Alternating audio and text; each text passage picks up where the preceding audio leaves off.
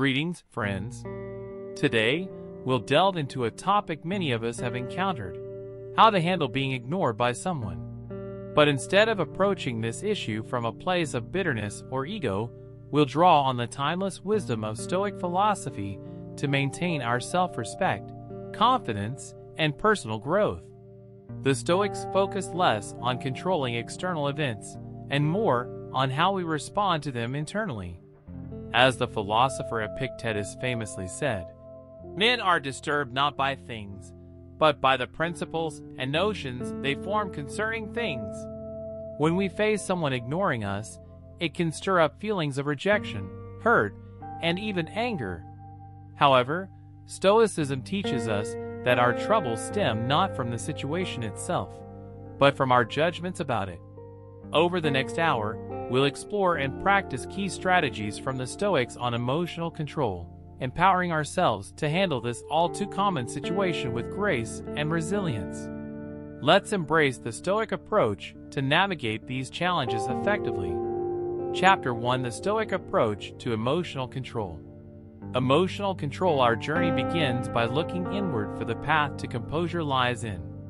Mastering our mind and emotions, the Stoics were pioneers in developing techniques for emotional discipline and rational thinking. As Marcus Aurelius declared, "You have power over your mind, not outside events." Realize this, and you will find strength. When a woman ignores you, it can trigger unpleasant feelings, hurt, anger, insecurity, but the Stoics would remind us that these emotions originate not from her actions, but from our judgments about those actions. We are disturbed not by the reality itself, but by our views of that reality. Consider this example: you feel confident and prepared for a job interview, but in the end, you don't get the position. How do you respond? Do you spiral into self-doubt and negativity, or do you view it impartially?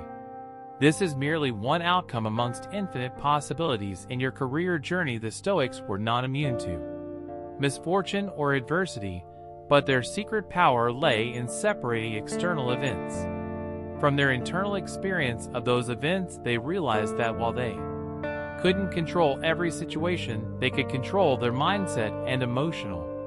Chapter 2: Focusing on self-worth and avoiding pedestals.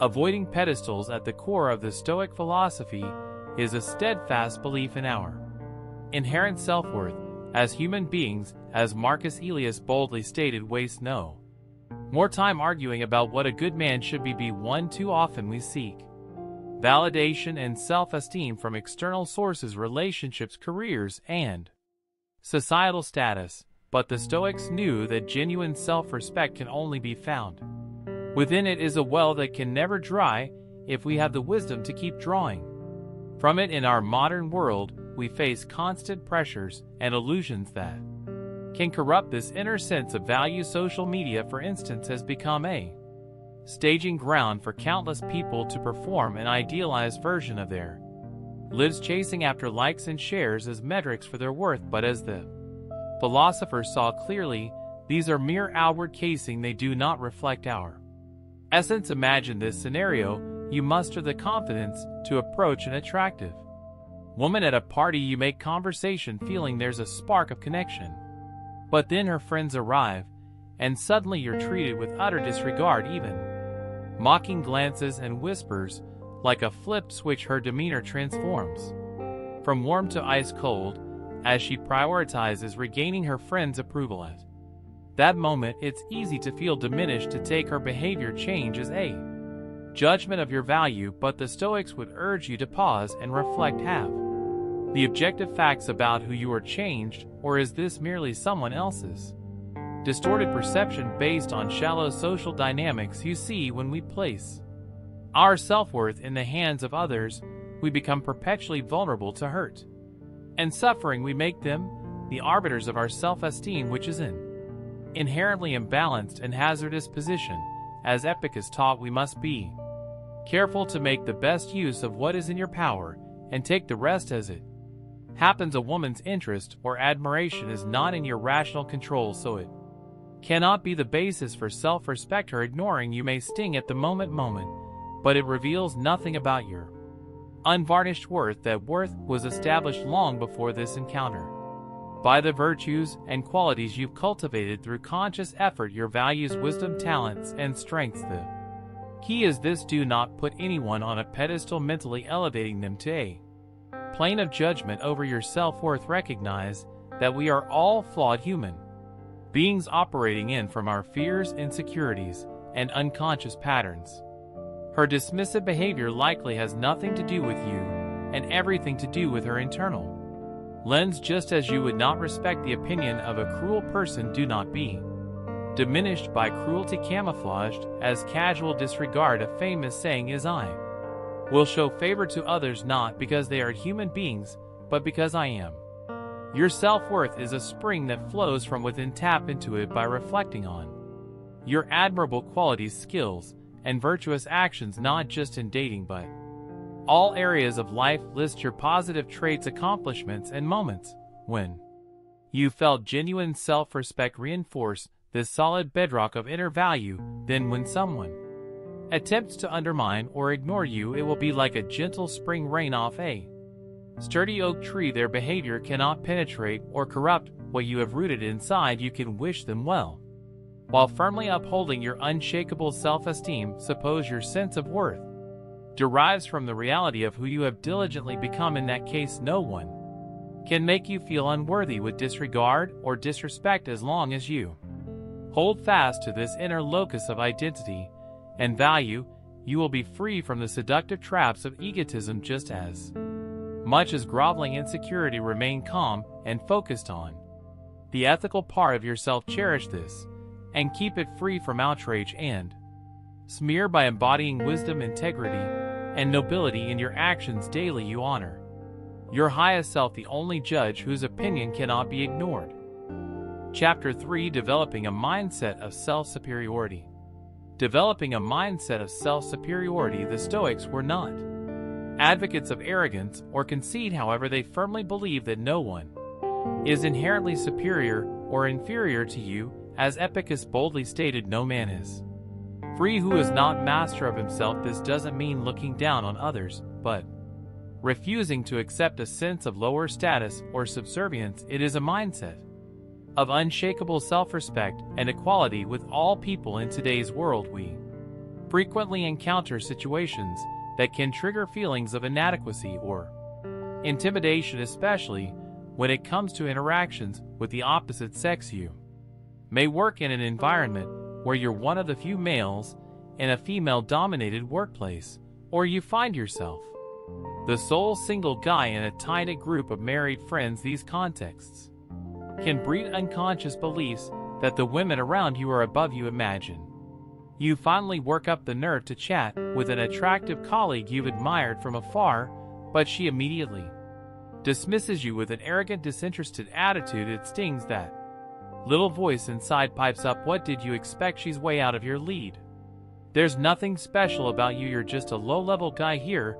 But the Stoics would urge you to inspect that self-diminishing thought. Whose metric of leagues are you accepting? Indeed, it is not your own, for if you held yourself as fundamentally equal and worthy, such small-minded social distinctions would have no weight. When we mentally upper hand to others based on superficial traits like look, status, income, or lifestyle, we surrender our inner freedom and poise. We make them the judges of our self-worth instead of the immutable and lofty judge within us. Remember, the wise man regards nothing but virtue as real.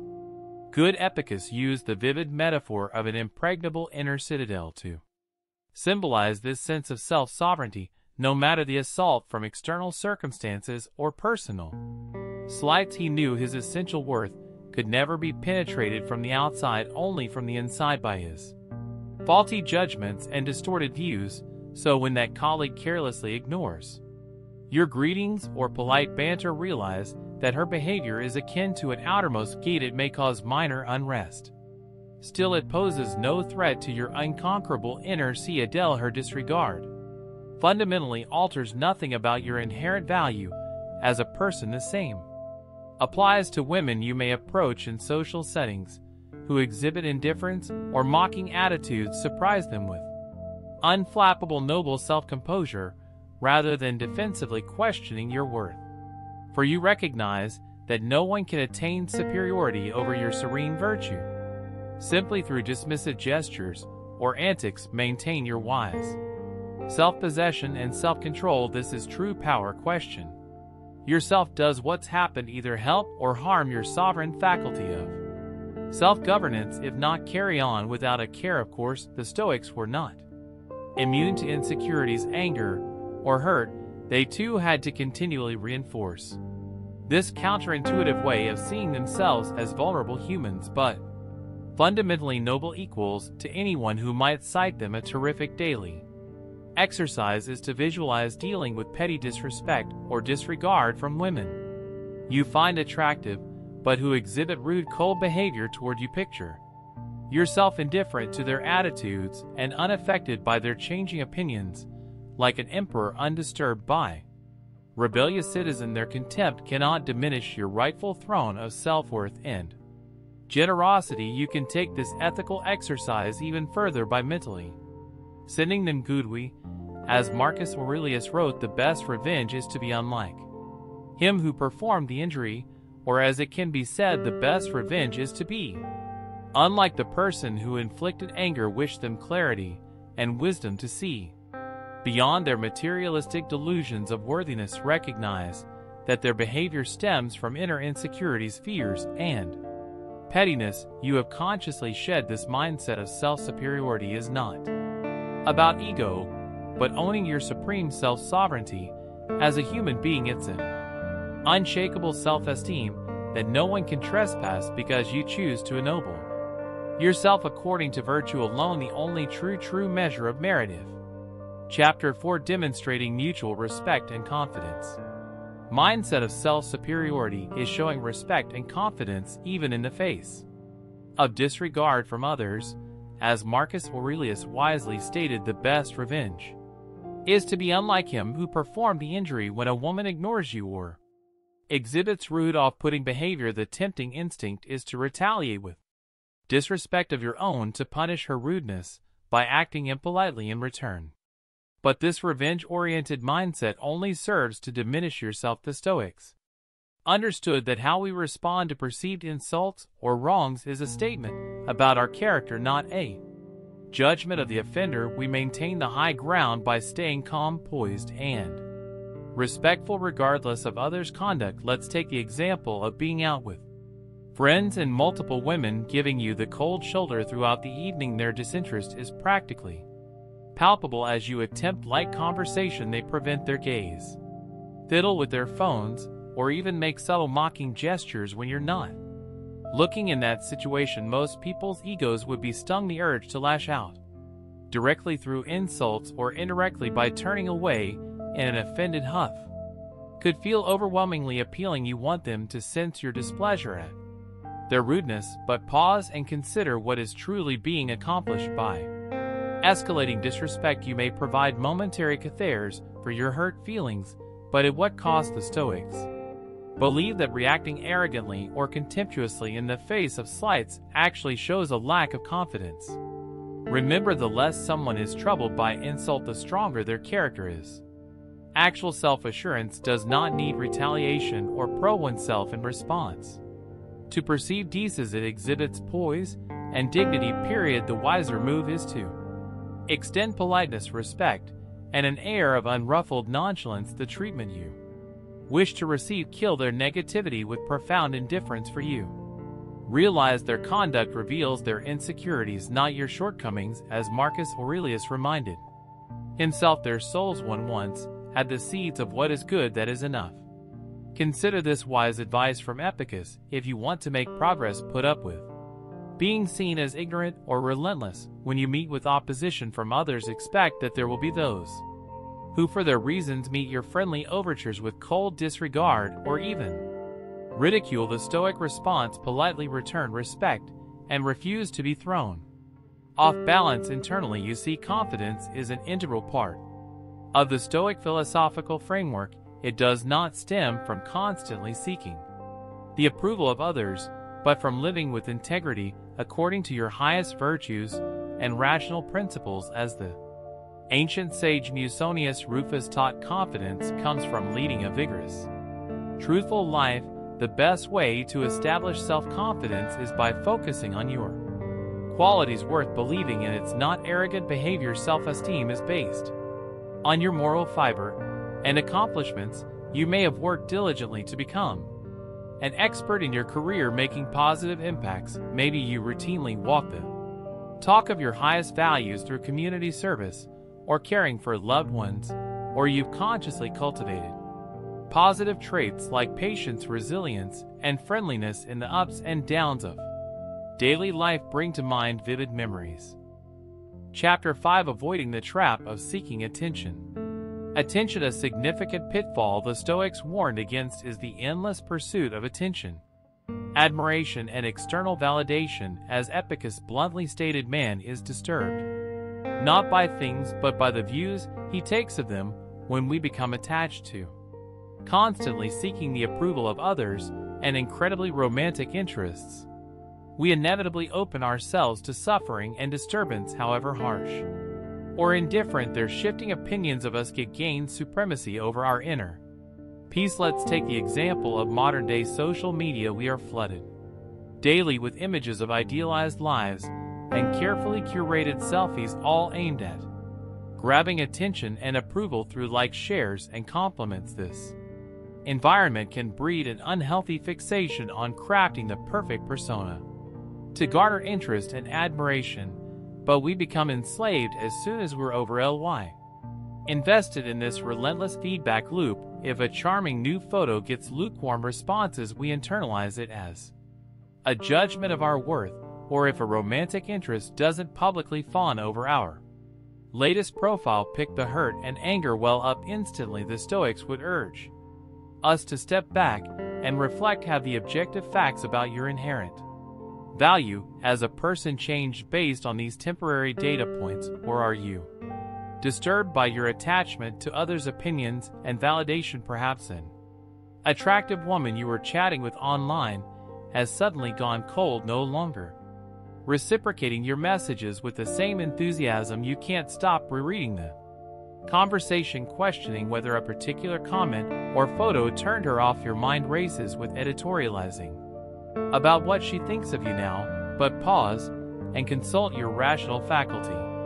As Marcus Aurelius did, what is the underlying reality here? In truth, all that occurred were some bits of digital text hitting or not hitting an inbox. Her willingness to keep chatting with you one day versus the next fundamentally alters nothing about your value as a person worthy of self-respect. The pain arises solely from your investment in her responses, functioning as judgments on your worth rather than simple neutral data streams to observe impartially. You cultivate an unshakable inner peace by being unattached to whether those messages ding. The Greek philosophers frequently use the vivid metaphor of an immovable rock weathering the ocean's stormy waves. A woman's periodic ignoring or ghosting may feel like a being force against your sense of self at the moment, but like that rock, you can remain unwavering and unaffected by consciously separating her behavior from your core solidness. As Seneca advised, begin at once to live and count each separate day as a separate life.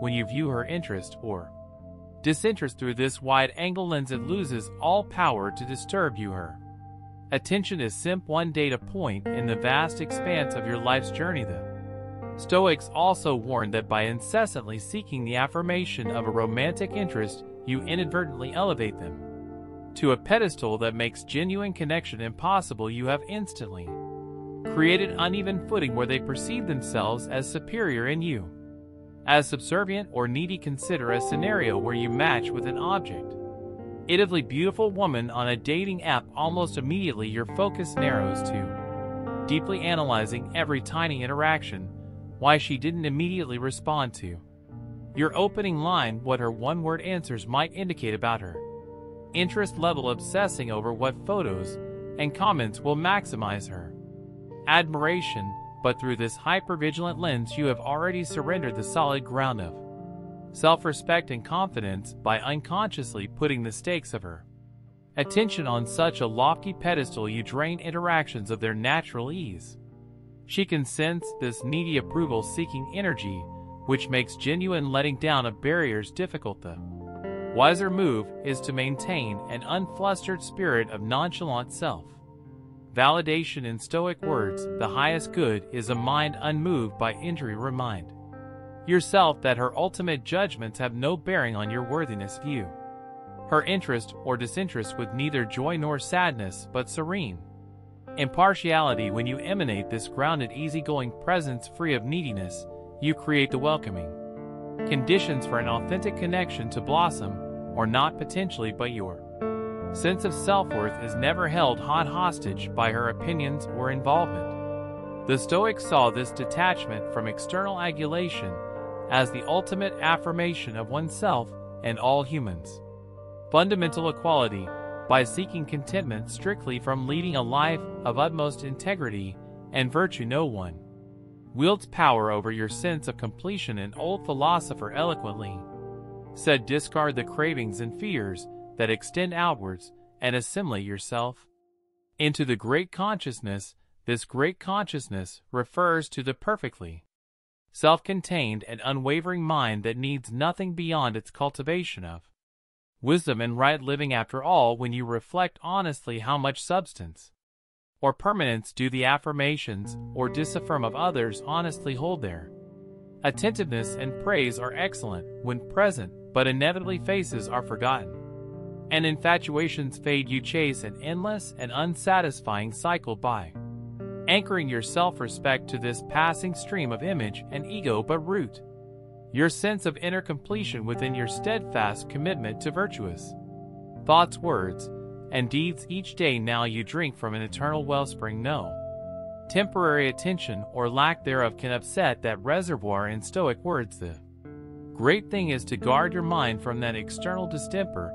When a romantic interest suddenly ghosts or ignores you, your mind will naturally understand why and ruminate over what opinion they've formed of you. But the disciplined Stoic allows those distempers to pass indifferently, like clouds moving through an unchanging blue sky. True, this path of detachment from external approval involves diligent practice and retraining of old emotional habits, but in doing so you liberate yourself from the exhausting strings of perpetually seeking attention and validation from others. Your sense of self-respect and inner peace becomes inviolable, imperturbable, and often maintaining composure and self-possession in the face of disregard ironically sparks more. Chapter 7, showing emotional strength and resilience. Strength and resilience. One of the core practices prescribed by Stoic philosophy is to remain firmly anchored in the present moment, unmoved by the turbulence of the past or anxieties about the future. As Marcus Aurelius sagely advised, confine yourself to the present. When a woman ignores or rejects you, it's natural for the mind to instinctively churn over what happened and what it may pretend. You may ruminate endlessly about why she lost interest, beating yourself up over what you did wrong, or you may catastrophes about never finding a partner, perpetually doomed to disregard. But the Stoics would remind you that these perceptions, amplified by runaway emotions, bear little relevance to the objective reality of this present moment. By staying calmly rooted in the immutable now, you neutralize much of the suffering created by subjecting yourself to mental time travel. Let's take the example of a difficult situation at work. You must the confidence to chat with an attractive female coworker, only to be met with cold dismissiveness and arguably rude indifference. Your friendly overtures are ignored or shut down with clipped responses as she checks her phone or looks away. For most people, the emotional byproduct of this encounter would linger toxically, feelings of inadequacy, anger toward her, self-doubting playbacks of all your comments. This toxic mental stew could dominate your inner realm for hours or days. Afterwards, every replay rekindles the sting, compounding the misery. But pause and ask what part of this exhausting emotional fallout has any bearing on the objective facts of this present moment. The awkward social interactions have already passed. She has retreated to her sphere, likely unburdened by any extra psychic baggage. So why lug it forward into your precious reality moment? After moment, the Stoics considered this a profound form of self-inflicted suffering. As Seneca wrote, we are more often frightened than hurt, and we suffer more from imagination than from reality, by allowing your mind's discrimination faculty to become engulfed by churning impressions and stories about the past interaction you actively create an experience of pain detached from any factual threat. Imagine that right after her curt dismissal you intentionally exhaled and released the whole mental event like a breath dissipating into the ether. Though the feelings may have momentarily stung, you centered yourself in this new reality where she resides on the periphery, and you remain sovereign. This relaxed presence is what the Stoics termed a path, a state of unruffled equanimity where one's tranquility allows for clear judgment unclouded by emotional disturbances. From that locus of self-possession you make a thoughtful assessment. Her behavior likely had roots in her insecurities, workplace politics, or passing stressors that fundamentally had nothing to do with you. Then you promptly shift attention to the next square on the chessboard of your life.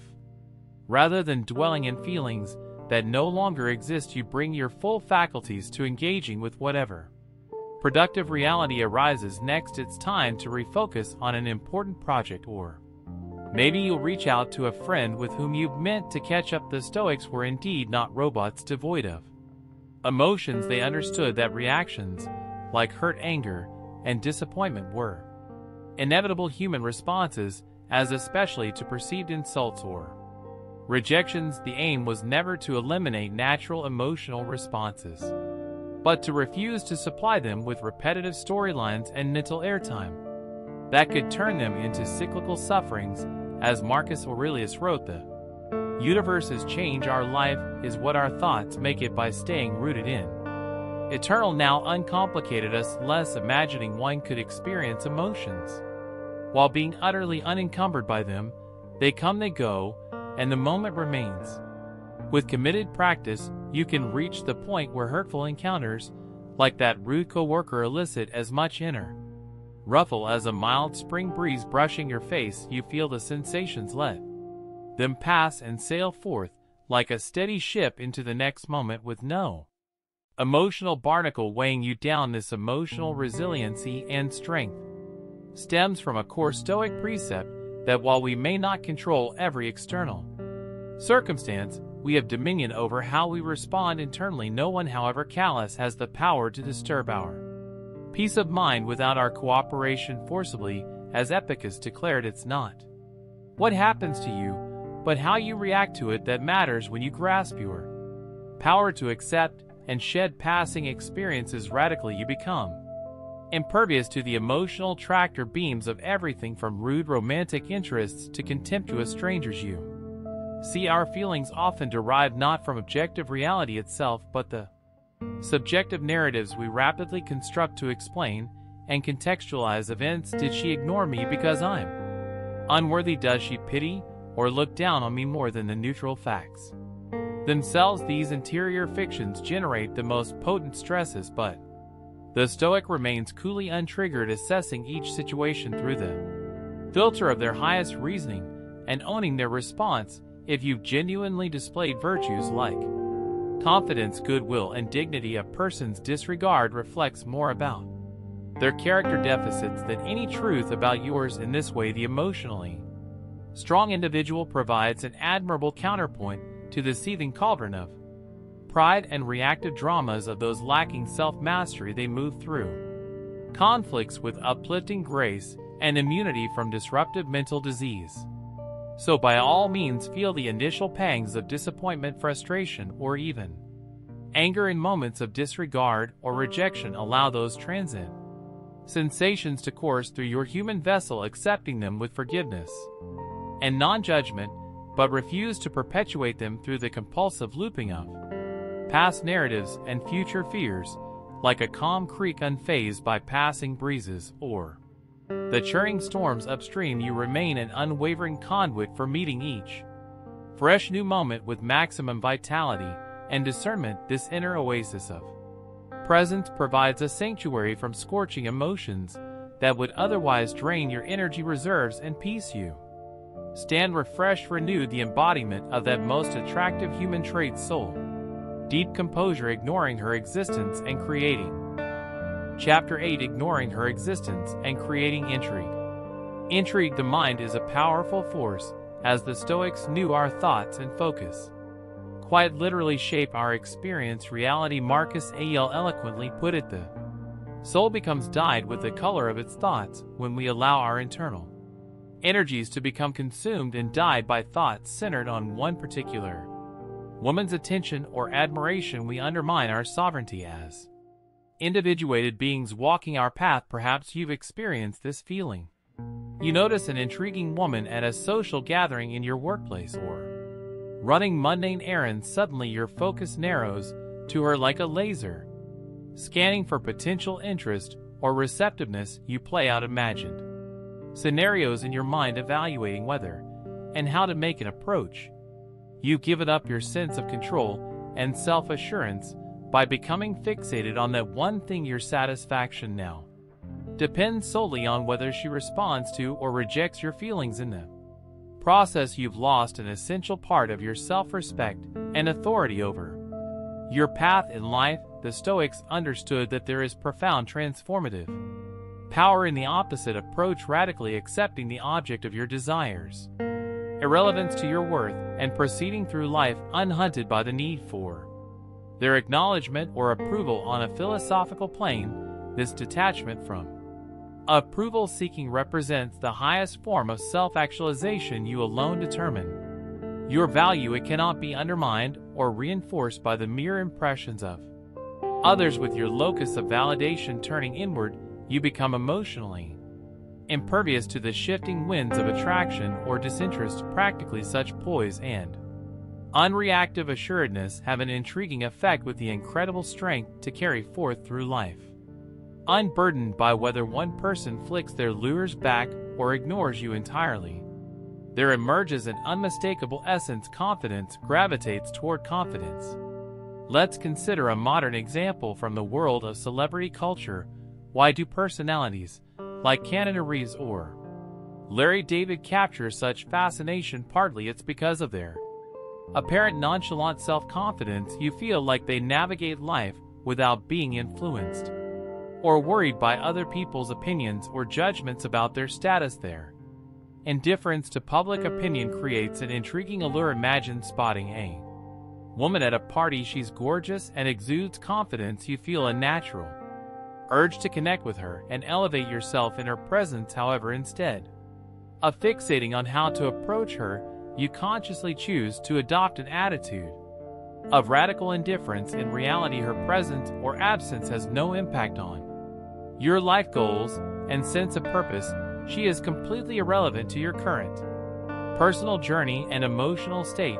Whether she pays attention to you or not is as significant as trying to obtain a hotel pin during your travels. Entirely inconsequential. From this locus of unreactive impartiality, you proceed through the social gathering with a refreshing poise and freedom. You laugh authentically with friends, immersing yourself in the experience rather than perpetually scoping the periphery for her interest.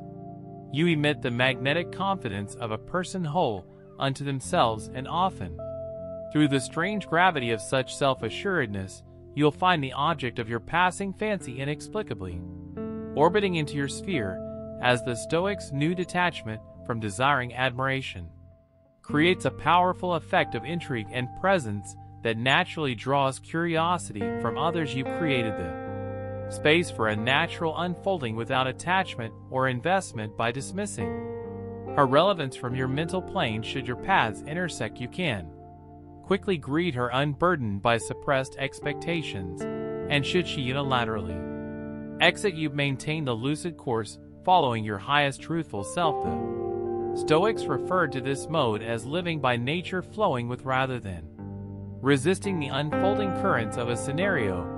By refusing to grip tightly to prefabricated hopes or aversions, you become a spontaneous vessel for creative, positive forces to manifest. Of course, this transcendent outlook takes diligent practice to embody, especially in our culture steeped in romantic mythologies and the idealization of impossible pursuits of reciprocation. Our psyches get easily hijacked by intrusive thought loops valorizing or objectifying perceived prospects on a pedestal, but with the Stoics' philosophical toolkit of self-arraignment, we can rewire those habitual fixations into flashes of observation without attachment. We fully acknowledge the physical attractions and approach invitations that may arise, while remaining resolutely unbound from any mutual engagement or interest requirement. The self-possession is the essence, as Marcus Aurelius reminded himself. Give yourself a gift the present moment. Master Yoli handle. They discourage your desires for anything great or generous, but only deny yourself this satisfaction. You reserve your undiminishing dignity and present-mindedness by staying utterly unperturbed by whether your desires spark to fulfillment or rapidly extinguish. The allure has shifted for intrigue. Herself becomes enamored of those who already go magnificently attended by their wholeness. In the vast and non-reactionary field of the Stoics' calm presence, potential connections with romantic prospects arise spontaneously when meant to, but like all ephemera, they can exist without grasping or requiring. You move undiminished, radiating the compelling artistry of a life imbued with profoundly satisfying purpose. Ultimately, as Seneca proclaimed, there can be no greater blessing has been granted anyone one than self-mastery in radically ignoring others' very existences. To determine your path, you've achieved the highest expression of confidence, not the explosive powder of ego, but an inextinguishable inner light emanating dignity, wonder, and truly empowered selfhood. Increasing your value through Chapter 9. Increasing your value through self-improvement. Self-improvement. At the core of Stoic philosophy lies the profound truth that our most precious resource is not worldly wealth or status, but the wealth we cultivate within through virtuous living and wisdom. As Marcus Aurelius beautifully expressed, the only wealth which you will keep forever is the wealth you have given away. On the surface, this seems paradoxical. How can one increase their net worth by giving away or denying material riches? But the Stoics recognize that the treasures which elevate and liberate the human spirit are ones we must continually bestow outward through our actions and way of being, acts of kindness, resilience, integrity, courage, temperance. These are the incorruptible wealth that enshrines an individual's character and forge their worthiness from an inner wellspring of virtue. And the more we live by these supreme ideals, the more solid and self-assured we become in the face of life's inevitable setbacks and shallow judges. Let's consider the scenario of being overlooked or ignored by someone you are romantically interested in. For those who base their self-worth on the desire for that person's attention, the emotional pain can be intense and negatively impact how they view themselves.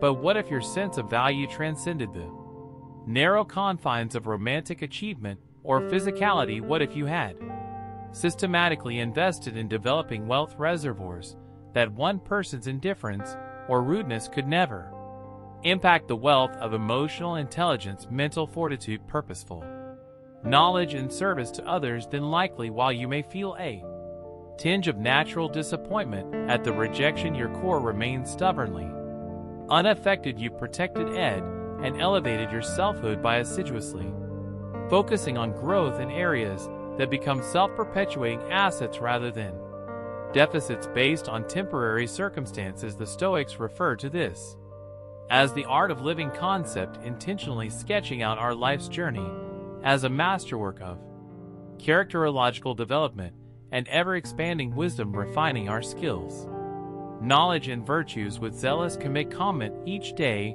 we construct an unshakable interiority that towers above petty assaults on our temporary pride. Marcus Aurelius was a powerful emperor, presiding over the Roman Empire, yet he obsessively worked on perfecting himself.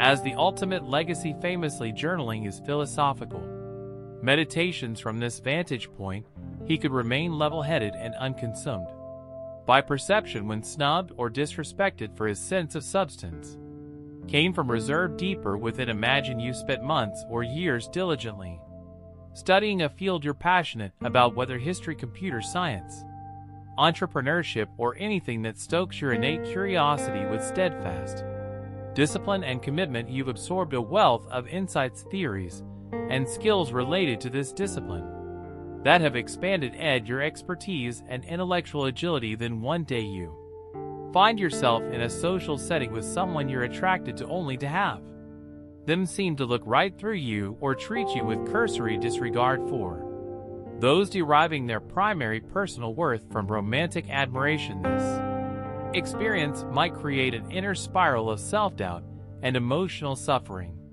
But for you, while their indifference may strike a glancing discourteous blow, you remain poised and calm at your core. Your most profound sense of identity, fulfillment, and purposeful perseverance arise from the intangible treasures you've methodically cultivated through your scholarly devotions, assets of knowledge and self-actualization that can never be tarnished by disrespect from transient others. This principle extends far beyond academic arenas. It could encompass developing emotional intelligence skills to become a world-class listener and nurturer of loved ones, achieving mountainous feats of willpower through fitness regimens and physical mastery, or devoting oneself to a craft or art form that demands continually refining creative capacities. Any domain that stretches our tolerance for struggle demands transcendental growth and imperiously commands our integral essences to rise and be enlightened. This is where the truest wealth of personhood gets painstakingly minted. The Stoics knew this essence intimately. They knew the unconquerable value radiates from the interiority we've excavated and adorned as sovereign self-authors, not the externally assigned merits we ephemerally rent. This is not to say the Sto rejected pursuing excellence in worldly attainments like career, social status, or even classical beauty regimens, but they understood these achievements as more akin to delightful accessories adorning the substantive soul sufficiency they'd intentionally forged as their life's masterwork through discipline, restraint, and radical self-honesty. For example, let's take the arena of skill building and career excellence. Imagine you've worked diligently for years to become one of the preeminent experts in your field. You may be a respected surgeon, having logged thousands of hours honing your skill and procedural knowledge, or you're an educator steadfastly developing innovative teaching methods that tangibly uplift your students. Then one day, at a social function, an individual you find attractive for superficial reasons openly dismisses or mocks your professional accomplishments with an arrogant air. For those deriving their core identities from emblems of achievement and status, such a bruising slight might prompt punishing ego plunges and eruptions of resentment.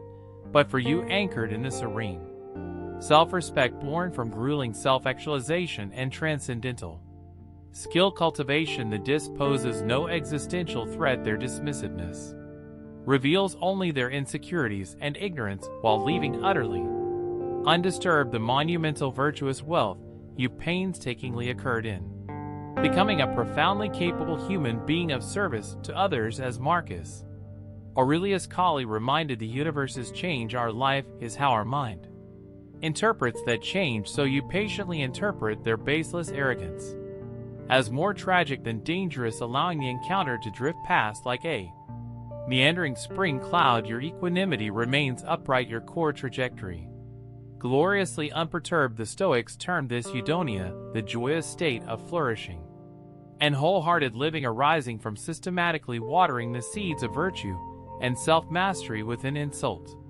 setbacks, and even life-shattering tragedies may temporarily ruffle the sensitive surfaces, but they pose no threat to the greatness we bestowed on the world by rigorously expanding our faculties for insight, grit, honor, and love. Remember, true good does not have an outward aspect but is intrinsic and cannot be taken away from someone. The joys we experience internally are the only true source of delight. So on the path ahead, commit yourself to intentionally acing treasures invisible to the world's judging eyes, an unwavering treasury of character strengths, self-empowerment, and soul-illuminating knowledge that elevates your standing in accord with nature's virtuous grandeur, you become unignorable when you've heroically achieved that centeredness of an unconditioned, non-negotiable sense of worth unto yourself. A supreme self-possession emerges that dwarfs the flickering flames of others' egos and narrow myopias,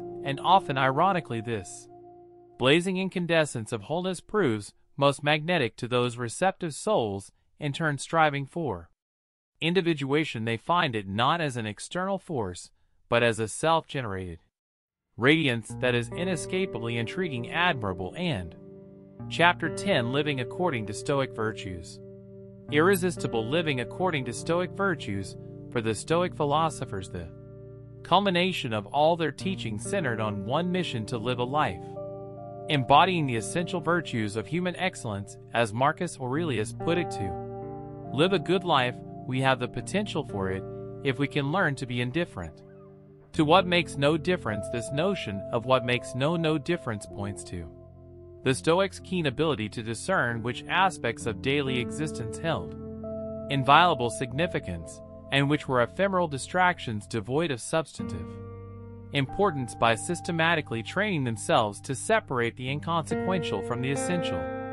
Through reasoned judgment and self-discipline, the Stoics elevated themselves to walk as sages, living monuments to the highest ethical ideals at the very apex of human potential. For them, pursuits like wealth, pleasure, and social status paled compared to the supreme goal, the ceaseless cultivation of four cardinal virtues: wisdom, justice, courage, and temperance. Mastering these lofty virtues, they knew, was the only pursuit that led to sustaining eudaimonia, that flourishing state of wholehearted well-being and transcendent bliss. Let's take the virtue of wisdom. In the Stoics' view, this involved a dedicated and humble pursuit of truth and correct reasoning, and openness to continually updating their philosophical doctrines based on evidence and logic, rather than clinging to distorted perceptions or hasty conclusions. Imagine a scenario where a romantic interest at a social gathering entrances you from the hopelessly smitten depths of your psyche. It's easy to construct all sorts of embellishments about their character, your potential compatibility, and an imagined storybook future together. But pause and ask, upon what reasoned analysis is this gauzy infatuation truly based? Do you know this individual's authentic virtues, values, and characteristics beyond superficial impressions? Have you genuinely reflected with detached rationality on your motives at play? The Stoic path would urge applying disciplined wisdom here to calmly assess the scenario with a skeptical eye, withholding conviction until your ultimate judgments are based on substantive knowledge and facts, not idealized projections or ego-driven wishes. For as Epicus cautioned, what is the first business of one who practices philosophy? To get rid of self-conceit. Then we have the virtue of justice, which in Stoic philosophy encompassed far more than legal or civic conceptions of fairness. It represented an unwavering commitment to moral equity, integrity, and honoring the fundamental truth of humans as rational beings united in a collective ethical ecosystem. So when you find yourself on the receiving end of disregard, disrespect, or even cruelty from a romantic interest who has callously written you off, the just response is not vengeful antagonism, but a noble Stoic restraint and understanding that to lash out or descend into pettiness would ironically represent the greater moral injustice against your highest self. As Stoic reminded, whenever any person hates you or any envies you, then that is the sting of their own unjust character, nothing more. That agitation is no part of your own character. The Stoic embodies perfect justice, upholding virtuous character and fair dealing regardless of external provocations. This brings us to the virtue of courage, that tenacious fortitude to uphold one's reasoned convictions even in the face of personal risk or societal opposition. The Stoics saw this form of valorous resilience as the harmonious counterpart to wisdom. After all, insights mean little without the stalwart courage to live by them. In romantic contexts, this courage may manifest in myriad ways: the willingness to honestly voice your interest to someone you find compelling despite the risk of rejection, the fortitude to Remain butchered in your unflat affable self-esteem even if met with cruelty or ghosting the audacity to unapologetically walk away from manipulative toxic entanglements that corrupt your integrity. As Marcus Aurelius reminded himself, the universe is change, our life is what our thoughts make it, no tribulation we're dashed. Hopes of companionship or bruising personal dismissal bears any power to disturb you without your or cowardly resignation of noble character. Finally, we have the virtue of temperance or self-discipline. The Stoics saw this as an essential human capacity to regulate harmful impulses, desires, and emotional excesses in pursuit of higher reasoning can often lead to insight and courage, provided we channel them constructively. You might find yourself obsessively fixating on a romantic interest who has blatantly ignored you, ruminating endlessly about what went wrong, or devising schemes to capture their attention. However, the Stoic path of temperance encourages us to seek the actual truth of the situation and consider the wisest, most prudent response that aligns with our highest integrity. Rather than succumbing to the runaway excesses of a hurt ego, we should calmly accept the person's indifference as irrelevant to our core values and sense of self. True temperance involves not being swayed by fleeting passions or the highs and lows of external circumstances, but rather maintaining grace and composure regardless of how situations unfold. The Stoics championed these virtues not out of grim austerity, but because they believed such qualities were attainable and essential for achieving the highest form of personal growth and tranquility.